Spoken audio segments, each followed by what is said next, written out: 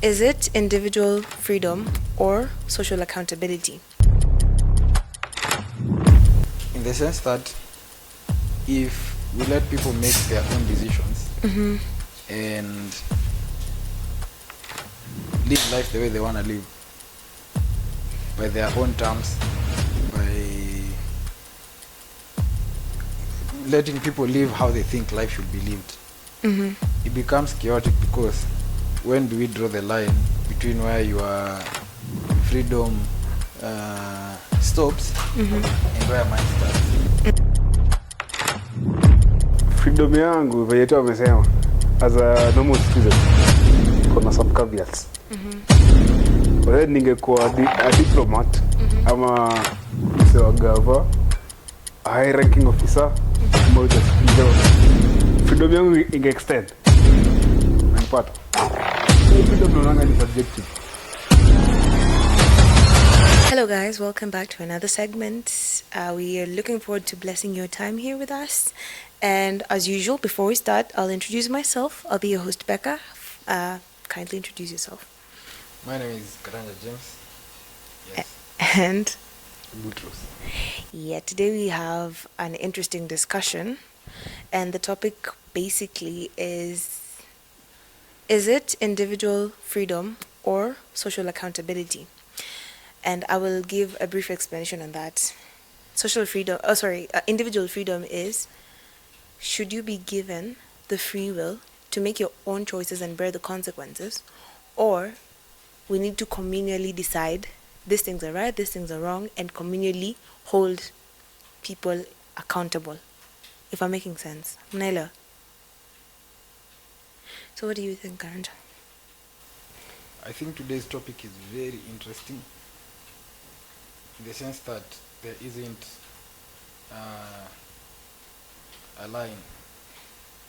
Because if you look at it, if you look at this coin, there are pros and cons. The choosing either direction,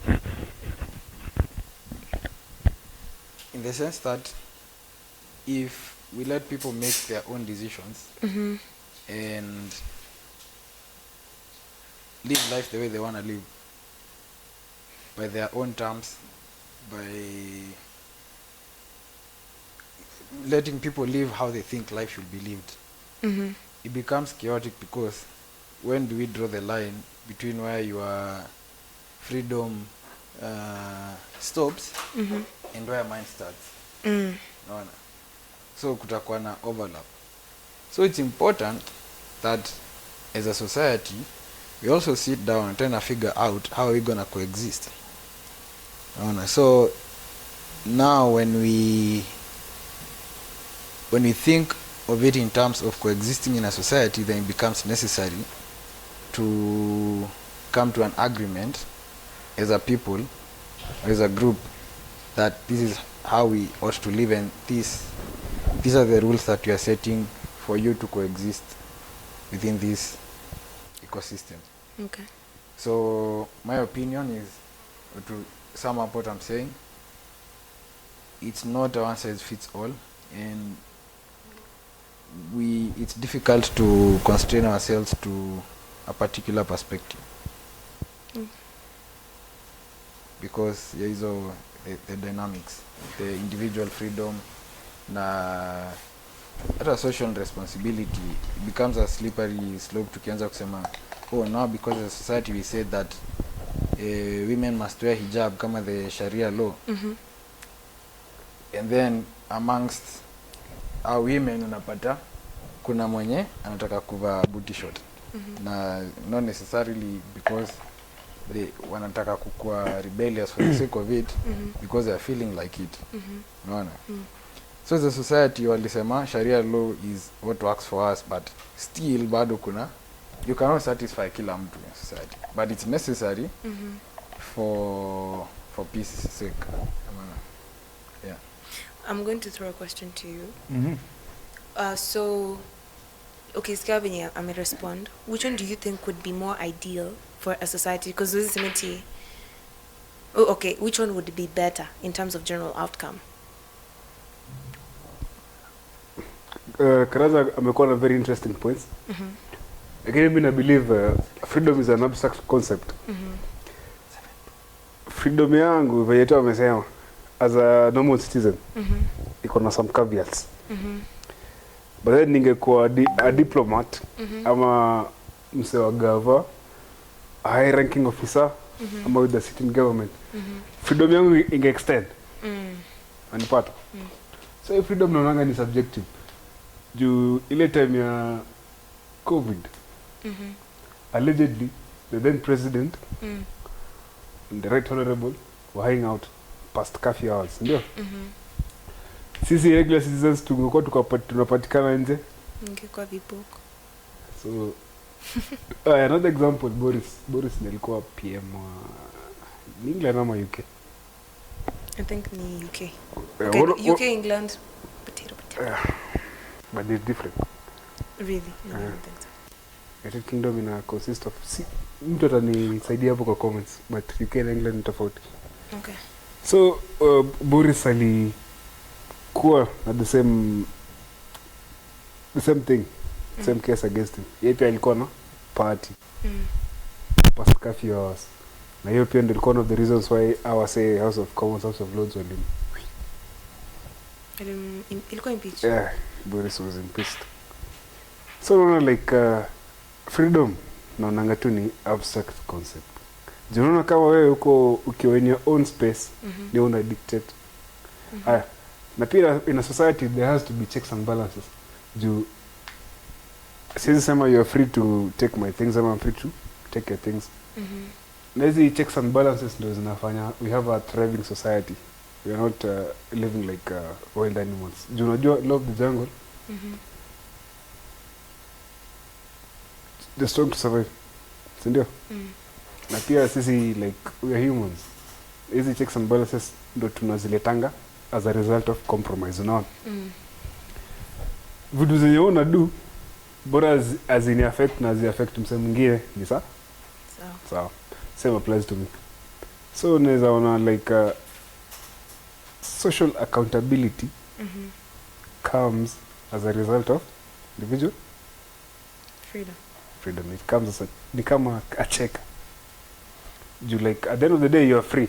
But then ulipitisha hizi limits zako. Unadu nini kwangu past 10. Macheki. So hapo ndo concept of social responsibility na coming. So the two go hand in hand. That's my opinion. I might be wrong. Well, in my opinion, if we're talking about the average population, I think social accountability makes more sense than individual freedom. And the reason I say this is because, one, as you've mentioned, sijui kama if this was the idea you had, but this is mine. I think freedom is an illusion that we're being sold to make us feel good about ourselves. And the word on its own, the action doesn't exist. Nobody is actually free. True. There's no point in time in your life you'll actually be free. And because of that, that's point one. Point two, I think the average person is not smart enough to walk alone. It's a spectrum. I'm talking about the average person. Majority of the population needs to be guided by something. So if you stay as a pack, and if we're holding each other accountable, it's better than walking alone. Very, very, very few people in the planet can actually walk alone, be disciplined, and like achieve into the basics of life. Like being able to achieve certain things in life without being pushed or being told what to do or even being held accountable. I'm going to give you an example. For example, sijui kama nilikwambia ile book nilikuwa nasoma inaitwa Sapiens. Okay. So basically, there's a book I'm reading right now inaitwa Sapiens by Yuval. And inaongelelea about this. The one unique aspect about we human beings is we get to make stories that don't exist, and this brings us together and better. So the person that is most likely to succeed is a person that sells the best story. I think I told you that. The person that sells the best story gets to succeed. But in the bigger picture is, you can't move alone. You can't move alone. Somebody has to be behind you and like hold you accountable. And this is why, like, me personally, for example, if I'm friends with you, our value system have to align. Kwa sababu, if it doesn't align, like, it feels like a weak link. I can't trust you. We have to walk in the same direction. I have to hold you accountable and trust that you'll hold me accountable. We're holding each other's hands and moving forward. But independently, I think we are weaker, if I'm making sense. Alafu pia, it's very hard to draw morality when it's at an individual perspective rather than group level. Unaona, we can't narrow down right and wrong based on how you feel, ama like what you prefer doing. But like when it's in a group level, if we can agree that this is harm and this is, because I'm not, do you, first of all, before I even go further with this morality thing, do you think morality is objective or subjective, or a concoction of both? Both. Jikuna ile unafeel tu mwenyewe like gut instincts. This is Why? wrong. Where is it coming from? Wewe ni a human being. As long as wewe you're a mammal, inakujanga tu, some things you can't explain. You're born with it. The same way ndama ikizaliwa inajua penye matiti iko. But you see morality. Nakwambia, I'm just saying. Like, I'm just telling you, it's an innate property ya mammals. Like, kuna feel to, like, kama mimi siwezi taka tu kuua karanja ja nifanye kitu yote. I just feel the wrong to. Why is it wrong? Si kuna conscious. Kuna consciousness yani. There was this interesting question, now that tumesema hivyo ati kukula nyama ya binadamu. What makes it wrong? Kula nyama, hiyo cannibalism. What makes it wrong? Ukiangalia some indigenous communities, maybe kitambo the aborigines in Australia walikuwa wanakula, Papua New Guinea pia kuna communities they were practicing cannibalism. Pia nimesahau some island, kuna journalist alienda huko, wanted to film their lives, kidogo akageuka sapa. So in their own view of morality, they'll say it's perfectly fine, no? But then we on the outside world tutasema, hey, this is wrong. So I can't be the judge. It depends penye huko. So it's subjective in a way and objective in a way. What do you think, Karanja? Kwanza, I'm responding to this na the assumption that morality ni demarcation ya right na wrong. Right? So kama tumeanza hivyo na tumeestablish that is true. What is right according to you, vile buti umetoka tu kusema sahi the same response niko nayo. These guys grow up, the Papua New Guinea people grow up wakijua ikiwa mbaya sana hapa itakuwa vuks leo 14 anachemshwa kwa nonchalant sana. Naona na ni survival mostly. Kama tukianza ku take direction mahali kuna watu wako involved kama a group, kitu kubwa sana yenye wanataka kufanya before anything else ni kusurvive cross time. So hata hizi morality regulations hadi kama hii sharia laws iko rooted in the Quran, ni kuongeza longevity ya existence hiyo community. True.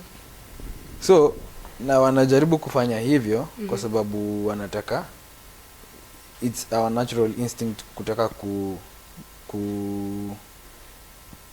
okay, at the very pinnacle tuna chase inaitangwa aje, kuishi bila kudedi, immortality. Ndio maana utaona at a higher level watu wengine wanajaribu kufigure out venye wata implant chips kwa brain sijui kuna billionaires pia wana invest sana kwa immortality. So hata hizi vitu zingine zenye ni mundane kama venye unaishi, unafaa kukula nini, Bible inasema usikule sijui nini. Alafu basically vitu kama hizo hata your day to day living ziko governed na kutaka to spread ourselves across time. So hata morality, what is right and what is wrong, wanasema hivyo based na knowledge ya this is the best survival tactic. Tulifanya hivyo over time, tumekuwa tukifanya hivyo over time and it works. Therefore hakuna mtu anafaa kuja ku question mbona huwezi kula sungura ama mbona huwezi kula pig.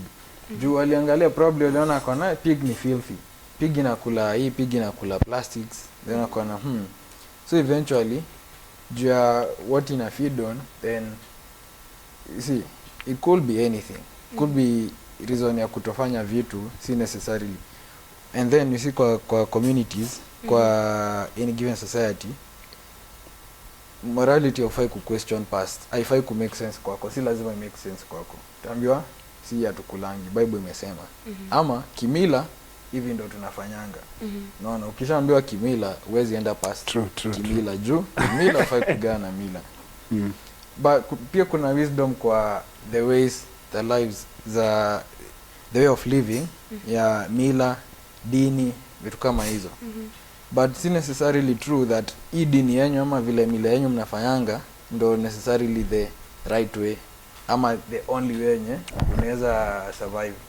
Unaona, so wengine labda huko Papua New Guinea, tuko kwa island na plants probably hakuna medicines, hakuna nini, so unawak na chenye uko nayo, unawak na 40. Unaona, so chenye uko nayo inakuwa morally right kwa hiyo context. But sasa unaona like my biggest bone of contention hapa ni like which one works better, unaona, because unaona like hata tukikaa hapa hivi, like if you're friends, do you think kila mtu anafaa tukua to each their own ama like we need to hold each other accountable? Which one is more powerful and more influential? Okay, I'll listen. Venye Jake amesema back in time societies were built by communities. Communities were built by individual family units, ndio. Haimaanisha team size ishi peke yake. There's this guy anaitwa running channel anaitwa The Outdoor Boys. Mse anaonyeshanga na surviving solo, ana tribes, ndio. But then to progress as a society, now we need to live together. Kila msa kuna different skills, different gifts, ndio. Haya, there's no point in time watu wataelewana. Nacheki. So hapo hivyo ndo individual but freedom. Mnaweza. Acha amtawahi kuwa. Not 100%, but like to a certain degree. Na nini inaonyesha amuelewani. Mnaweza kosana on some details, ndio? Kama some topics. Na nini inaonyesha who's wrong, who's right. There must be a standard.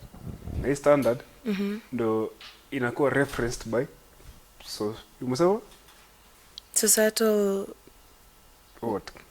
Hiyo part ingine hiyo. Individual freedom na nimesahau. Social accountability. Social accountability lazima ikuwe na standard. Inakuwa reference to. Juu siwezi kuja niambie Karanja bana, hii jacket si yako. Ni ina prove si yake. Like ameiba is wrong. You need to reference to. Yeah. But some document or some law. Wait, you know, some law inasema stealing is wrong. No, there's a preference is very different from morality. Preference is very different from morality. I keep on insisting. Preference is me wanting Fanta over Coca-Cola, right? If you like Coca-Cola and I like Fanta, that's fine. No one's right, no one's wrong. That's preference. But when it comes to... Are you really getting what I'm saying? Yeah, no, me na feeling kama you're talking about preference. No, now when I mix up listen, na morality. Individual freedom at the end of the day inakuwa checked by what? Social accountability. Na social accountability ina reference what? The laws of the land. Kitambo Mungu aliona hao Israelites wamekuwa watu kutu. What did he do? Called Moses Mount Sinai, ndio? Give him the 10 commandments. Now you need to reference na the laws Israelites. so walikuwa na laws mosaic laws huyu akifanya hivi this is wrong, huyu akifanya hivi this is wrong, so they had to reference kwa hizo laws corner. Now these are the easy to checkers za our way of life. Kama sahi from 2010 we had a promulgation of the new constitution championed by the late right honorable Tinga. See, kuna constitution some argue that it's the best in the world, si ndio? Na hii constitution kazi yake ni nini? To keep us in check. Like if you do this ni wrong, if you don't, so una get kena sema. Wait, yeah, ni get, but so like individual freedom is checked. No, wait. Kuna we agreeing socially that certain things is wrong. So for example, I can have my own private life and do my own things. That is fine. I'm talking about like to each their own, ama we hold you accountable socially. For example, if you have a kid, sawa, is this kid supposed to be your child, or we come as a community and tukiona mtu akawa anafanya kitu mbaya, because bado social accountability iko in this sense, unaona? The laws, I feel like like a bit different in terms of topic. I'm talking about holding each other accountable. Unaona? Are we supposed to just leave you or let you do your own things? It goes back in under to what you were initially talking about. It already back. What works best in that setting? Ukiangalia rural areas, kids are raised in a communal way. Like is that better than sasa tunauliza gani na waka? Relax, beka. Nimeuliza swali mara sijui ngapi na fisking kama mnanijibu. Hakuna like better ama nini. Hiyo ndio tunataka kuestablish. That's what I'm arguing. So ziko equal. Sijui kama ziko equal juu I'm biased. Jumia was raised in a certain setting. So sijui like you may produce a better person, maybe ningekuwa raised differently ningeproduce. Wewe unaona gani na work? Mimi? That's my question. It depends what works for you, but see venye Karaja amesema it's not best fit. Because mimi personally niko pro social. Mimi niko pro social, siko pro individual, because like naturally we are not individualistic. We are social creatures. Unaona? And then you have your brain and it's biased. Kuna vitu ka cognitive dissonance. Unaona? How are you supposed to hold yourself accountable when sometimes the things you do as an individual huwezi ona hata kama ni mbaya? Mimi nikikuja nikakwambia like I'm seeing certain traits in you that I don't like. Ama I'm just supposed to be like, that's not my monkey, that's not my business. Let me just sit and watch. Unaona? Ndio I think sijuka nilikuwa nakwambia it's ebu contextualize, is it by law ama by morals? Sisi tunaongelea by law. Yeah, I'm talking about because ndio maana nasema law is very definitive. If we come together as a society and make a constitution, we have agreed. Whether you like it or not, if you kill, the consequences. But now kuna unspoken laws. Unaona? For example, if you're rude to someone, ama if you're making a bad joke about someone, unaona? Who's going to hold you accountable? Tukuache tu you have your value system, you have your morals, like you're your own person. Ama me as your friend, we as your community need to hold you in check and tell you enyewe this one it's not working. Let me respond to that. I think I get you. So Becca, you're pro-social, and sina buti what you're trying to do ni kuonyesha hata hiyo kwa pro-social iko na ni kama a tree, but roots zake zimefika pia kwa individual freedom. So na hii conversation, if tunaangalia from the sense that a society hata ukichukulia as a collective bado you're comprised na individuals. Unaona? Na kila mtu ni autonomous kwa hiyo society. True. But hata ukiwa autonomous, unaona kama law ni vitu the basic guardrails za freedom yako inaweza fika wapi. Unaona? Ukisema una prefer Fanta Orange ama Fanta Passion. Kuna mtu ana prefer underage kids. Man, I prefer underage kids kuliko women of age. That's not even funny, I swear. That's so fucked up. Okay. Naelewa, I get. It's a choice. I don't know why I laughed. I'm sorry. Unaona? Kuna mwingine, it's not funny. It's not. I'm sorry. Hizi ni extremes. But ni extremes that Ni venye amekompea actually- soda na watu wenye wako na preference ya kids like we could go and kuweka preference. Kuna mtu ana prefer have fun na ku yeye killing people and derive a lot of pleasure from it. naelewa, it's a spectrum. I get what you mean, yeah. So hata kwa hii spectrum, kwa hizi outliers, hata hapa katikati kuna vitu nyingi sana zenye si acceptable kwa society. True. Ama zikifanyika how to coexist peacefully kwa society. So ni kweli society does keep you in check. Unaona, that's hiyo ni a fair statement, hiyo ni valid. But hata kama inakuweka in check, huwezi anka zile vitu unafanya kwa society, ama that society inasema hivi, so mi lazima ni ati for instance mimi Mkikuyu, juu culture inasema tuwe wa Kikuyu, siwezi anka choices zangu kwa chenye society na deem right. Unaona, juu society pia watu hawana society moja. Mimi niko na society in terms of where I've grown up and who my people are, ama hiyo community nimeraise. Pia hii ni society, hii ni community. Unaona, kuna hizi social contracts, social contracts between two people, between a person and a community, between a person and a country. Unaona, hizi zote ziko na guardrails zenye zinaweza kupatia different degrees of freedom based na the kind of contract mko nazo. There are things that kama uko in an intimate setting hauwezi fanya hata kama uko free. Unaona, na huyo partner wako specific huwezi fanya juu yake. But na Perezo, kwani Perez hakuna contract mko naye na Perez. So hata for the case ya social accountability, it really depends na vitu, quite a bit of things, the kind of contract uko nayo, the context, juu pia resources zina influence venye Chinese people wako very hawatumii resources. There's a guy alikuwa ananiambia, a Chinese guy, ati ame realize in Kenya watu wako na a lot of, ati watu wako willing to spend sana, but sisi tunaona kila mtu analia mahali economy, but kwa sababu kwa culture yao wako wengi na resources ni finite, so lazima ufigure out a way venye live uta survive for a longer time na the available resources. Unaona, so yeye itakuwa right kumais, like kama kuna employee kwake itakuwa very acceptable kukuunderpay kwa sababu ana try even though ako on autopilot hivyo. Basi unaona, hapana, it's not appropriate una have mtu anakufanyia laundry nini kila kitu hadi anakupikia, alafu this is the amount yenye unamlipa. Unaona, so hizi examples zote both subtle na zenye ni extreme, na try tu kusema yes, kutakuwa na social accountability, na pia degrees za individual freedom ni very different depending pia na your geographical context, your religious context, your ni very gray areas hapa ndani.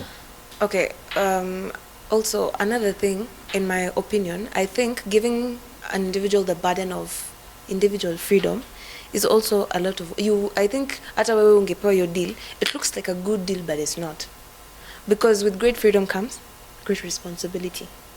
Unaona, and you'd find sasa tuseme kama the West, see most it's very capitalistic, meaning most of them wanaishingi tu kila mtu kwa biashara yake. Unaona, that means that if things are going great for you, well and good, but the opposite also applies. If things are going terrible for you, your world is spiraling and you do not have like anywhere to go to. Unaona, in a communal setup ama in a social setup, there is division of that. People will have your back, people will come and help you.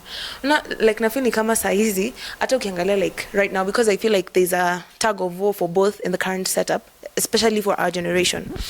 The social setup and our parents, our uncles, and wanting to be nice and presentable for them, ama just being your authentic individual self and doing what you want. Let me say, if shit hits the roof, you have your parents, you have your aunties. Some of us have our uncles, aunties, cousins, neighbors, friends, watakusaidia. As much as they will criticize you and tell you like you made bad decisions, they can always, if you make up fucked up decision watakusaidia ku at least come back to your feet. But kawa ni ule mse unaona like kitu nye nimesema ni hivyo, and me I'm going to live my life the way I want, and nobody's going to tell me nothing, and it's just me, it's just my world, what I do, and hivyo ndo venye maisha yangu inaanza na inaisha. Then it means if consequences zimekuja, then because you cut everybody off, you're fully responsible for it on your own by yourself.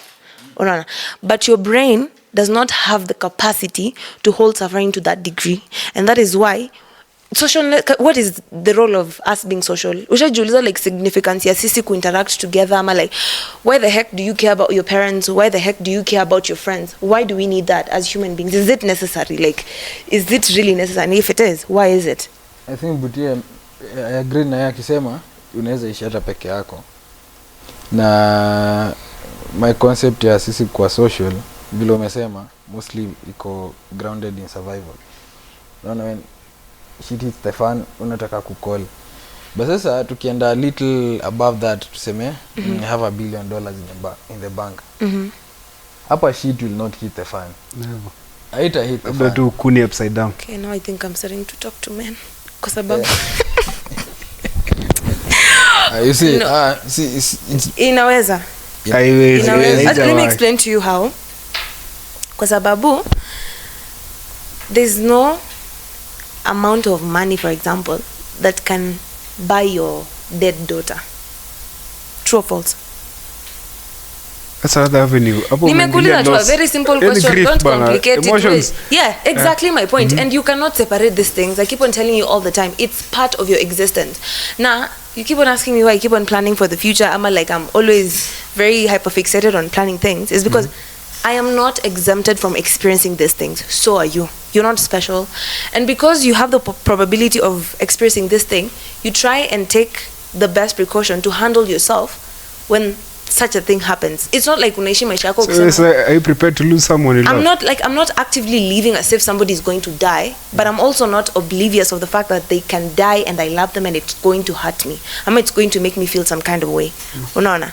So yes, so money like, is good. Kama cookbook kuna mourn book on how to mourn your It's not about mourn book. It's about creating a space where when you're extremely sad and you're experiencing that surge of emotion, somebody can hold you down and remind you this is a feeling and it's going to go away, but one day at a time. No, you're not as strong as you think you are. Your brain ili evolve kutegemea watu wengine, and that's just it. You can't wezi outdo the system. You can't outsmart it. So because of that, there's a pair few examples. Juzi takama unakaa disappointed. Juzi JD Vance had a meeting with the Iran officials, Pakistani officials. Meeting ilikuwa Sweden, some place up. So those guys walikuwa wanaongea venye wataita inaitwa ngazi stalemate kwa hiyo vita yao na Strait kwa Hormuz. So when JD Vance alikuwa diplomatic, vitu zinaenda vizuri, Trump picked up his phone akatweet, I will hit Iran harder if they don't ready or wasipofungua hiyo strait, and even some of the officials may not make it back home. Hiyo inakuonyesha aje above some threshold of power hakuna check hii, like hakuna mtu mwingine ni kama vile Trump anabia as long as mimi ndio mkubwa hapa hakuna kitu tani keep in check. You need on a grand scheme of things, like on a large scale. But here's the thing, are you Trump's wife?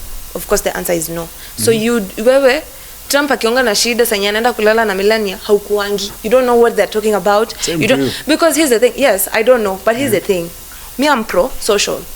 Kama pesa ingekuwa all that, ama power ingekuwa all that, people wouldn't be getting married and having friends. It wouldn't seem important. Why do it? But even the most powerful people are still looking for friends. That should tell you something. That's indicative of something. Do you know, si wangekat tu of kila mtu say have money, fuck the shit. Do you know what the most powerful people are looking for? What are they looking for? They are looking for more power. But no, sijakata. Like wanataka kujiweka pamoja. There is nothing binadamu hata wahi tosheka. Hiyo hata is not up for debate. but mbona mnataka kubehave ni kama like hii aspect ingine the most important thing is like power, and then hii aspect ingine is not that important, because kama haingekuwa significant hainge exist. Like evolution huwa make accidents, hakunaga mistake kwa evolution. Unajua Elon Musk is not married size. He has family, he has friends, he has people he cares about. He's not an island. There is no amount of money. There is no amount of... Saizi mtoi wake akikuwa mgonjwa, all stations pending. If a friend of his mwenye anajali akikuwa, all stations pending. There is no amount of money that can buy that. So acha nikuulize, umesema hiyo part ni, is it social accountability? Yeah. Sindio? Yeah. Was Trump wrong in tweeting your post yake? Well, that will take us back to morality. Wrong or right? I'd say he was wrong. Me personally, nasema Trump was wrong. But then... Well, for me, Miss Jui, honestly, because the kind of politics these two countries are... It was not a rational decision. That is what I'd say. I don't want to say if it's wrong or right. I'm just saying it was not a rational decision. Maybe he felt like he had to do it. Unaona? But consequences here, such a tweet would be so horrendous, which would cost so much. So as much as like technically hata chapwa ama like, you know, it's quote unquote not wrong per se, but like sasa consequences ndio ina determine. Like nisema tu Trump nika ule msawadaro atazima light alafu aseme kama unajiamini gusa hiyo switch. Unacheki? So sijui kama unget point yangu. Kuna watu tu like if you're powerful in a setting, hakuna society, hakuna mtu atakukeep in check. But kama wewe ni common kama sisi, laws zit apply kwako. Issue yangu ni unipati. Unasema ati actually nimeelewa. Unasema social is better. Nimesema ni social is better kwa sababu ninakwambia this is me usema like kila mtu kujua role yake ni important. So for example hata okay, let me use a very different example from Trump. Kulikuwa na documentary fulani imetoka Netflix inaitwa Into the Manosphere. You know the Manosphere? Kina Andrew Tate, kina Fresh and Fit. Yani that world. Kina Kibe. The red pill niggers. Yes, the red pill niggers. And so they were trying to look at their personal lives and how they live their day to day. Forget about what we see on YouTube or like on the internet, TikTok and all that. Their personal lives. These people share some rhetoric, some of which I agree to a certain degree, but some, honestly, they are very harmful. Unaona? But then, again, you would want to see. Because anybody can sit in front of a mic and say anything. When it all boils down to it, huyu mtu ana interact na watu aje. We want to see, because that is now the truth. Unaona? And you'd see some of them, they actually respect women more than they're trying to let on. But see, wanasemanga do as I say, no, do as I say, not as I do.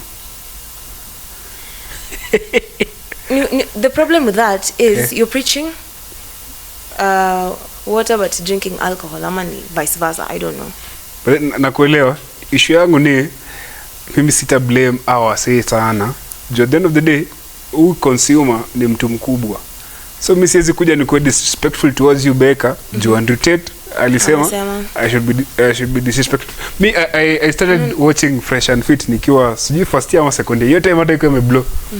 Juu nilikuwa najipata sina usingizi usiku. Na wase lives zao zilikuwa zinaanza huko 12 am 1 am. So wenyewe wase walikuwa na roast madem. Alikuwa na feel empathy kiasi. Lakini madem pia kishika mic like na boka tu. No, I know what you mean. Because that mimi nime consume that content. They look for a very specific girl. And then wanaleta kwa podcast and then they humiliate these girls. Unaona shida yangu ni unakumbuka tukiongea about if you have somebody you look a mentor. Yeah, so this is where the thing about being a mentor comes in. Unapata consumers wa hii content is somebody who is 15. You wouldn't expect them to know better. You understand? So like people are saizi watu wanataka to internet streams, numbers, cloud, and I see you with exactly what I want. I see you with a body. Unaona? and then you have like your own Lamborghini, and then you have your mansion, and you keep on going for all these vacations.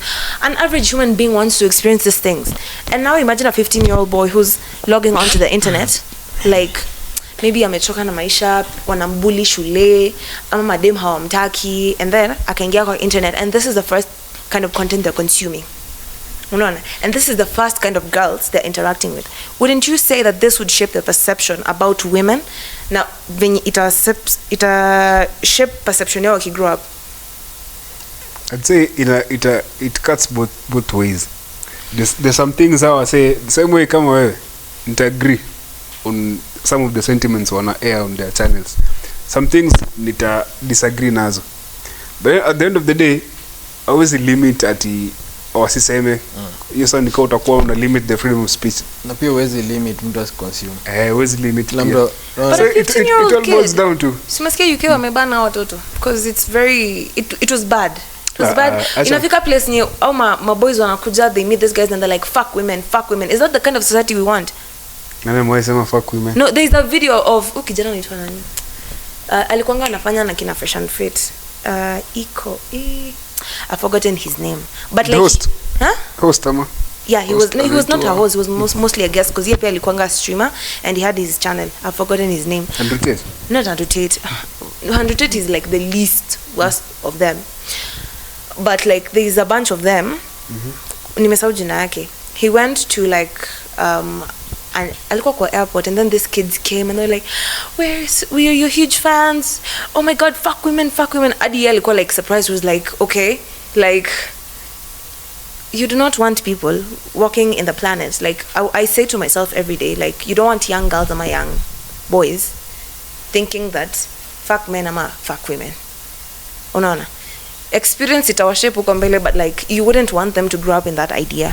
But now they're consuming this on the internet, and sasa unaona imefika place ya we're not censoring anybody, and that's fine.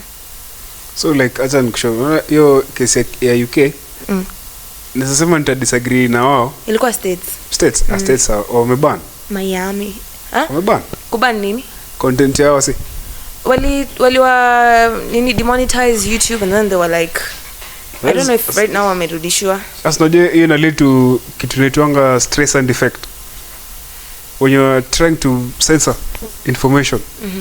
Na sasa watu wanakuwa curious, mbona like nikuuliza kama sahi mimi nilijuanga weed time watu walikuwa na preach weed ni mbaya. Sijakutana na weed.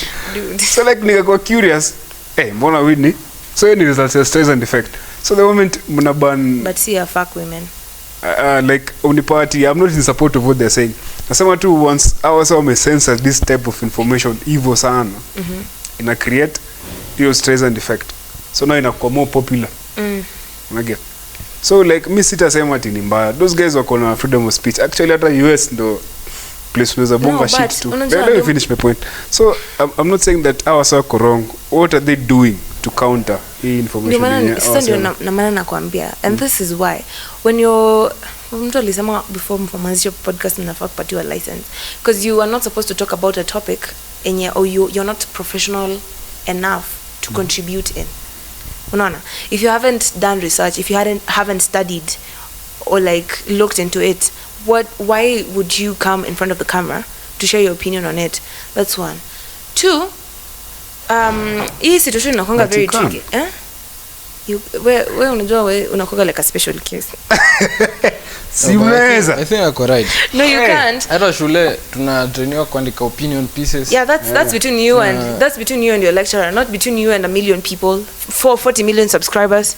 No, but some of them zinakuwa published kwa nini? Yes, wame fact check, imepitia the right academic spaces before yani ikuwe approved. It's not just me sitting down and saying, you know, fuck women because like women are like this and like that, or like fuck men because men are like this and like that. No, let's continue fact check, you get all the data right.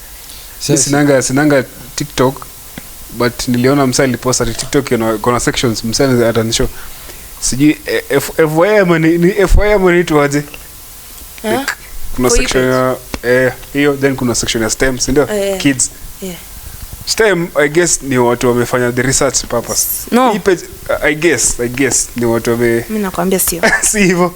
Haya, so hata nitumie podcast yetu basi. We are an entertainment channel. We are not an educational platform in any way. Me, I'm educating you guys. I'm here to Maybe school. I am not. Mimi usinifuate.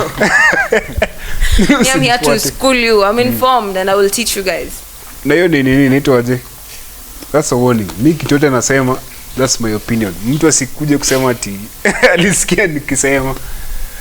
So Beka, bone of contention ni in any setting, whatever works for them, ndio watafanya.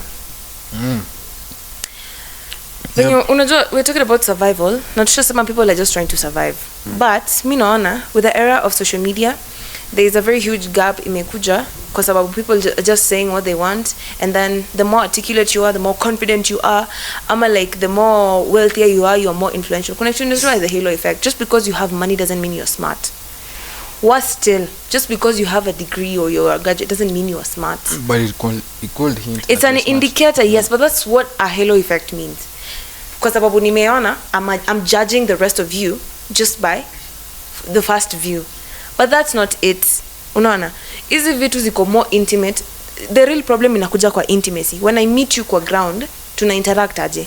Shida ikuangia ati, oh, women this, women that. No. Ama men this, men that. Shida, you and I can have like different perspective about life. But when you and I meet to sit down and talk and discuss, like, can we meet eye to eye? How well can you handle me not agreeing with your point, and how well can I do the same? Unaona? Other than that, hizo vitu zingine ni watu na cloud chase. Mna fill your heads with things that are not Vitu gani? practical. The image that the social media is trying to portray, and then you consume it and you're like, wanawake hivi ndio venye wanakwanga, wanaume hivi ndio venye wanakwanga. No. Hizo si significant. It all boils down to intimacy. When you meet this person in person, anakubamba, akubambi, ni mtu mzuri, ni mtu mbaya, and the only way to find out is by freaking meeting this person and having a conversation. Unaona? See, just, oh, you're a man, so this is how you are. Ama, you're a woman, this is how you are. It doesn't work like that. You have to get to know somebody in person. But I also understand that we want to be safe. So, you need to stereotyping. Stereotyping is a thing we human beings do to try and protect ourselves. But you have to rise above the stereotype. You have to rise above the stereotype. You can miss a very good chance just because you stereotyped somebody. Unamwangalia, whores dress like this, ama whores speak like this, ama like, you know, they do like them, all men are like this.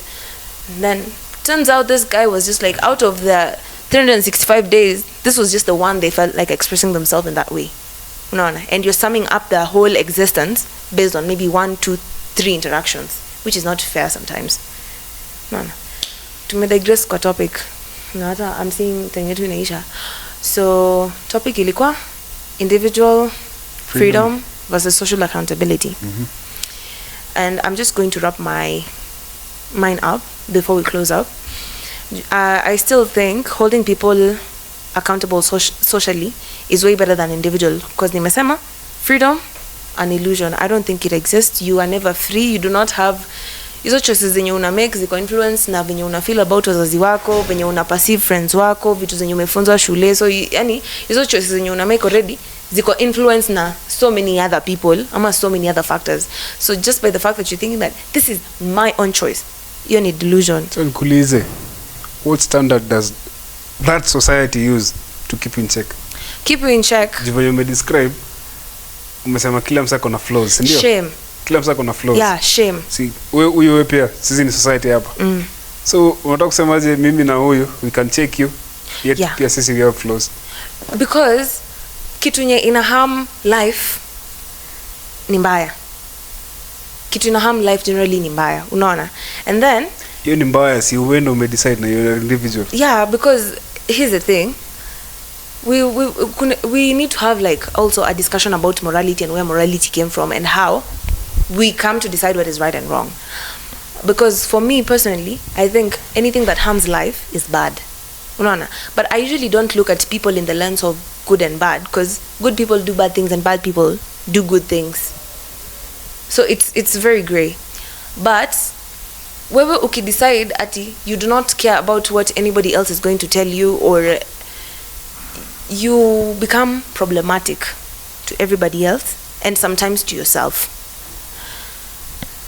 ningeamua tu sasa like I just want to walk naked. Yeah, and now I have everybody's attention and things are not running. No. But because things are running. What do you mean things are not running? Some things are not running. Like I'm talking about literally right now. So yes. I mean, like there's power in shame. There's power in shame. There's a power in us holding each other accountable. Ujarijibu shame ni nisemaje?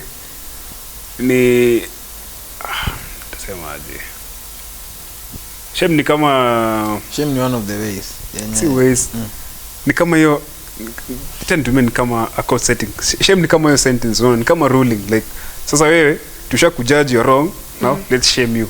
But what are we judge? Jusiwezi kuja kushame Karanja. No. Ati siji kwa naelewa. No, wewe unaongelea shame from the majority, mimi naongelea intrinsic shame. When we have similar value system, you will condemn yourself. You will do the job. We will not have to come to your doorstep. Ni kama like wewe u decide saizi you want to kill someone. The fear that will come is because of shame. People will not accept you back. People will not want anything to do with you because you're a murderer. If you ukikosa your shame, now wewe ni sociopath. Ukikosa shame. Ama brain yako ikikosa your place yani ilikuwa broken kabisa, now you become a psychopath if you just don't care. But a psychopath cares. A psychopath doesn't care. Cares. He knows what he does. Sociopath ndio ajali. No, sociopath ni constructed, psychopath ni clinical. Pole basi. Nilikuwa nasema hivi. Umesema if you have the same values, okay? What are these values? Ndio maana nimesema relax promote life. Nisikize. Si nimekujibu. Kwani ilikuwa rhetorical question? Karanja. Tumesema some disconnected villagers from Papua New Guinea wanakula watu. Hivyo pia wanaweza argue it's the way of life, ndio? It promotes their life. True. Sisi tunaweza argue hivyo. Hatuwezi argue hivyo. So there has to be a standard na penye hii setting yenye watu wako ndio na judge according to hiyo stuff. Ndio nimekwambia. Penye Karanja alikwambia sijakataa. Sharia law. Sijakataa hiyo. My point is it doesn't matter in what, like society ni huko. Mimi nasema tu having agreeable rules as a society and holding each other accountable is way better than being an island and thinking the world starts and stops with you and like everybody else you don't give a fuck about. No. If there's no one to hold you accountable, you can do anything. You can shift the goalpost of morality. Otherwise, sometimes maybe like stealing is bad, but you find yourself stealing. Like when you're yourself as an individual person, you keep on shifting the goalposts. But when people are holding you accountable, sometimes bado tu kuna hiyo aspect, but itakuwa at a lesser level compared to as an individual person. Ukiiba, mimi nitakuja maybe naweza kuambia like it wasn't all that bad, and maybe Karanja kuja kuambia yenyewe bro hapo hujafanya fiti, and then the next person akuja kuambia yenyewe hujafanya fiti, so inasaidia ku levelize the whole thing. But ungekuwa peke yako na umeiba and mko like I've already done it, and then the next time you find yourself doing it again and again and again and again, there's nothing to stop you. So would you argue for society to be a good one there has to be values? Yes, there has to be values. So every individual in that society has to hold these values. Yes. So mbona ningoje Karanja niambie this is wrong and I know we have values, I shouldn't do this and kwa this. Sababu si mimi peke yangu nafaa nione. Ona this is wrong. Unajua what's the ni kama kitu nyona nasema ingekuwa na make sense kama hatungekuwa na polisi. Kazi ya polisi ni gani exactly? Sikujua choni highway. That's a bad joke. Imeland vibaya. Kazi ya polisi ni ku-enforce use of values is very nice. Correct. Zilikuwa agreed upon. Correct. Na group of people. Key point agreed upon. Kazi ya ku-enforce kwa sababu mimi all the time. Unaona hata kama tulikubaliana hizi ndio the value systems zenye tutalive nazo. All the time haikuangi ati sisi wote tunataka the same thing. Utakuanga all the time na watu wana very nice. I like where you're going with this. Yes, yeah. Correct. All the time kutakuwa na watu na break laws. No. True. All the time kutakuwa na watu wanataka kusteal. Na the reasons zitakuwa tofauti. Mwingine tu ni survival, mwingine tu ni haja kusteal. Mwingine the thrill ya kukimbizwa na makarao after umetoka bank kufanya heist. Unaona? Na hizi zote ni stressors kwa society. Ndio maana society lazima ikuwe na a set of laws zenye zina govern venye watalive, si ndio? Naona hiyo ni social accountability. But now hizi ni extremes, hizi ni guardrails za mahali unaweza fika, but ndani ya hizo guardrails unaweza fanya all these other things. Sijakata. Naona. I'm just saying gani ni better in my opinion. Oh, so my summary is there isn't necessarily A better or kwa worse. sababu kama unaweza na hizi guardrails uhitaji Butia anasema you don't need kuambiwa ufai kushikia mtu kisu ndo uanenia yako nayo kwa wallet. Unaona? Kama ni intrinsic, kama ni ukweli ati sisi tunaweza jigovern na hatuhitaji guardrails, na pia juu okay, change wrap up. Huwezi exist, hauhitaji society coexist, na society ndio exist, haiwezi exist kama hakuna vitu zenye ni basic zenye this is how far your freedom can go. But within it, your choice of mates, your choice of where you wanna live, choices za mimi na prefer Fanta over Coke, but yes enda to certain extremes kama mimi na prefer that example versus this, unaona? Ati mimi na prefer do yenye sijawakia, unaona? Haiwezi fika hizo extremes, but individual freedom na social responsibility ni kama ile yin and yang, ni kwa the bad kuna some good, na kwa the good pia kuna some bad. So basically even though nafikiria about the matter. Mosha close up. I mean, kitu naweza sema